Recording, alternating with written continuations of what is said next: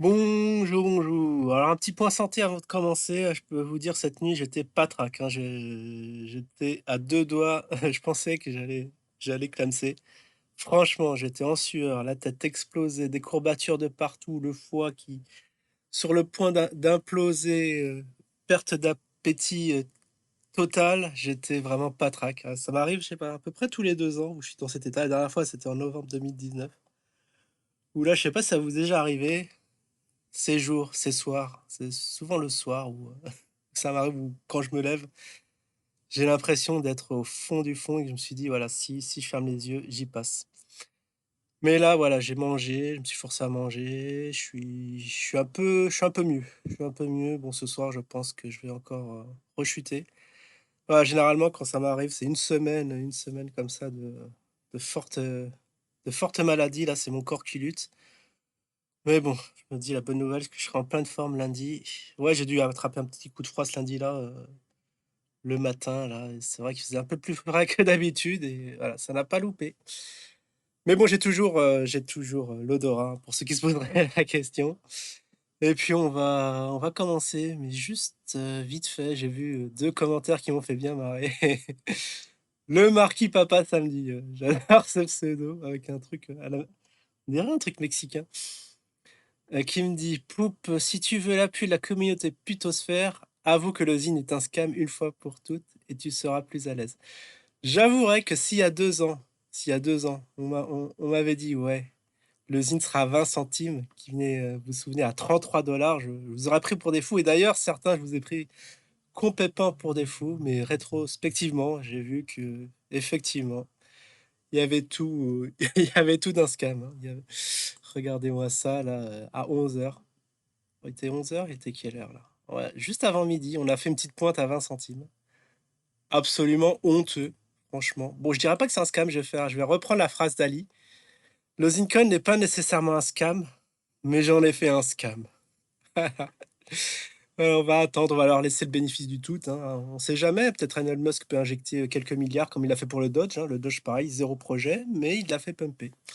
Mais si ça casse les 1 dollar, enfin les 1 centime, 2 dollars, voilà, je pourrais vous dire qu'effectivement, on s'est bien foutu de nous. Donc, ouais, bon, les gens de la plutosphère sont les bienvenus ici, hein, il y a pas de souci. Et bon, du moment que vous avez trois chiffres de QI, c'est bon. Mais sinon les autres, hein, on a vu quand même quelques déjà qui se sont pris quelques fessées. Ceux-là, je veux pas les voir. Alors sinon, il y avait un truc, ah oui, c'est là, c'est Jim vend du spray pour débouger le nez, si ça pouvait vous aider, vous. Alors toi, Otil Tools, tu veux ma mort, hein. Tu veux vraiment ma mort parce que Jim, si je prends un spray de Jim, parce que tout visionnaire qu'il est, il a pas vu arriver le C19. Il a rien vu, là, un truc aussi gros, il a pas vu venir. Alors si c'est pareil pour ces sprays ou pour les trucs des choses qu'ils vendent, hein, ces multi chinoises et compagnie, non merci, non merci. Je vais garder ma santé. Allez, on peut y aller. J'espère que j'ai pas trop on va lire en speedrun le commentaire du généreux Burnex. Parce que Burnex, c'est vrai, il s'est pris lui aussi quelques fessées. Il a dit qu'il reviendrait plus jamais, mais il est revenu. Très courageux à lui. Mais je dois avouer, des fois, il pose des petits trucs pertinents. Il avait déjà une chaîne à succès, bon, qui a été strikée, hein, pour la petite histoire. Dommage, bon, il essaye de revenir en faisant des trucs sur le Zine, qui sont sympathiques.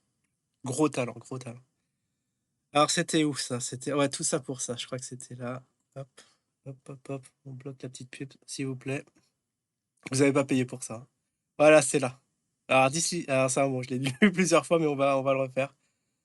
10 dislikes, vous êtes dur, car le son est bon. Poupou, le trader pimp, son interface, c'est ça le titre, il paraît. Quand on choisit les couleurs préférées, le cours monte plus vite.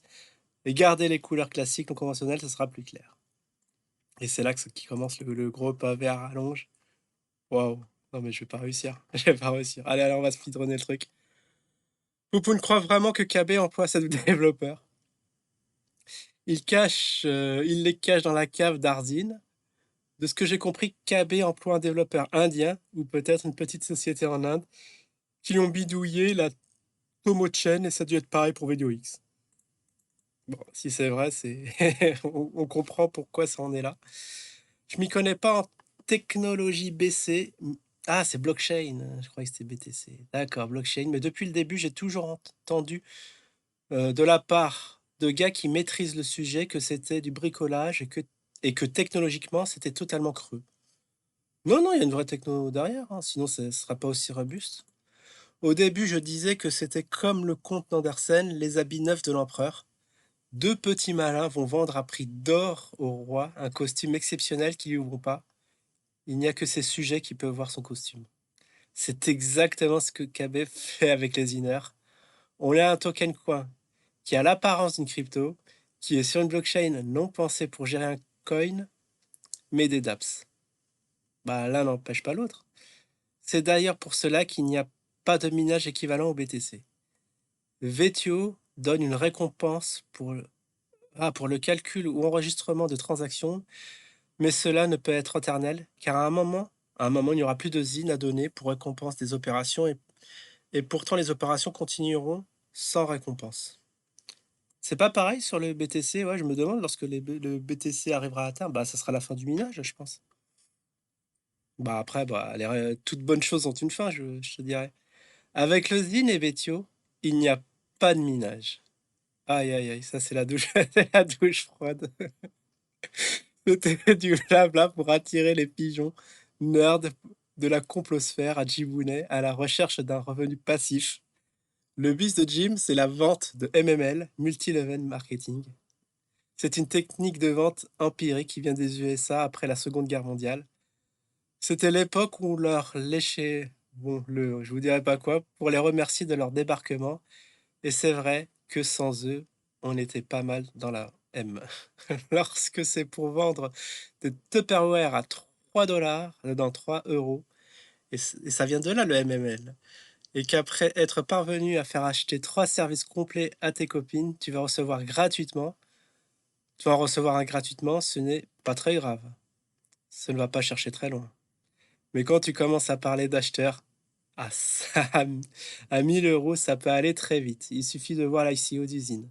Kaba est parvenu à encaisser plusieurs millions d'euros avec des sites au graphisme pro, sympa, avec, avec sans arrêt des références au BTC, comme tous les scams. Non, mais au départ, il dénigrait le BTC, hein. Poupougne est barré à donf. Qu'est-ce qu'il raconte, hein? Est barré à donf dans ces histoires de conspirationnistes avec leur opposition contrôlée, leur fast flag ou attentat sous faux drapeau. J'ai jamais parlé de ça sur la chaîne, je crois que... Je sais pas où t'as vu ça. Tu dois me confondre avec quelqu'un d'autre. Non, non, moi je suis pas là-dedans, hein. Avec ces gens-là, tout est faux et manipulé. Ce sont des matrixés, comme on dit. Poupou n'est pas arrivé aux Incoins parce qu'il était dans la crypto, mais parce qu'il suivait les vidéos de Jim et Dieudo. Bah, et alors, Dieudo, il était très marrant et Jim, et Jim, il tenait des propos très pertinents. Après, je suis rentré dans la crypto ensuite. Mais, euh, mais ouais, c'est vrai que bon, on peut dire qu'il a mal dérapé. Et là, il a mal dérapé, l'ami Jim. Ce qui m'amuse, c'est de voir Popoun faire des analyses du cours de Zine, sachant que le marché est inexistant et que l'unique volume existant est créé par des bots. Bah donc il y a il y a ou il n'y a pas de, comment dire, de volume? Parce que même si c'est par des bots, il y a quand même des volumes. Il a suffi de combien d'argent pour faire monter le Zine en flèche hier? 1000 balles? 1000 balles. Ah ouais, ouais, je crois que... Non mais il clique, il a fait décaler le cours avec 4 zines. C'était trop marrant. Non mais c'est vrai que j'avoue que c'est... Ouais, c'est gros. C'est gros cette histoire. C'est là où on voit que c'est du n'importe quoi. Pourtant, c'est bien le plan magique de KB de rarifier le cours, là. KB a toujours dit, s'il n'y a pas de Zincon disponible à l'achat sur le marché, le cours va automatiquement grimper. Aujourd'hui, il n'y a vraiment plus de Zine sur le petit marché qu'un exchange parce que personne ne veut en acheter. La majorité des opérations sont des ventes. Je parle de petit marché car on n'est même pas à la bourse de Dakar. Le Zine est coté dans une boutique, mais pas à la bourse. Poun, si tu comprends le fonctionnement des exchanges et ceux qui aiment sur VTOX réalise une vidéo didactique qui explique ce qui ne va pas, mais autre chose que la modif des couleurs de l'interface. Moi, je voudrais bien la tester, mais on n'arrive pas à s'enregistrer pour l'instant et je crois que le cours a été on y reviendra, j'en parlerai lundi, ça va faire trop long sinon, mais je crois que le cours a été bloqué au 11 septembre. Je comprends ta déception. Ah bah, c'est un doux euphémisme face à ton attente vis-à-vis de cet exchange éthique qui devait changer le monde. Et il semble que dans les premières annonces et réponses aux questions, des vidéos du duo Jim et KB avaient été annoncées quelquefois qu'il n'y aurait aucun frais de transaction sur l'exchange magique. Eh ben bien, eh ben ça, voilà autre chose. Mais tout cela se passait à l'époque euphorique, à la fin de l'ICO d'usine, l'époque où tout était possible, l'époque où KB allait acheter en Afrique. Dès le départ, l'usine est un truc pour gogol, car une personne ou une entreprise ne peut pas financer un État, même à hauteur de quelques milliers d'euros. Il suffit que ce soit un don à l'État, et ça ne peut être que ponctuel. D'ailleurs, KB a-t-il reçu d'un pays africain pour ses... Ah ouais, a-t-il reçu l'accord d'un pays africain pour ses 25% de minage? Et 25% de quoi? C'est vrai que les plus sont difficiles là. À l'année, au jour, en fonction du PIB du pays, de son nombre d'habitants. Il n'y a rien eu avant, durant et après l'ICO au sujet de cet accord de 25% de minage avec les pays. Et il y a entre les autres 25% pour les ONG. Si tu peux le faire, sors une vidéo où tu expliques tout ce qui ne va pas dans ce pseudo-exchange et la différence entre des wallets non custodial et custodial. Custodial, qu'est-ce que c'est que ça? Là, j'apprends du vocabulaire. Non, je ferai pas de vidéo parce que bon, ça me dépasse. Je vous avouerai, ça me dépasse. Moi, ce qui m'intéresse, c'est acheter en bas, vendre en haut. C'est ça qui m'achète. Mais avec le Zint, c'est extrêmement dur d'acheter là à 20 centimes et de revendre à 29. Et après, il y a un petit range de malade. Tu peux tenter le short, mais je crois qu'on peut pas shorter. Enfin bref, voilà, c'est encore une petite pierre, une petite avancée dans ce boudi bougla, comment on dit, de ce qu'est le Zine, mais c'est vrai que, ouais, encore une fois, il y a tout va mal, hein, tout va mal. Après, bon, les commentaires, ok, je lirai ça après, puisque la vidéo, ça va faire trop long après.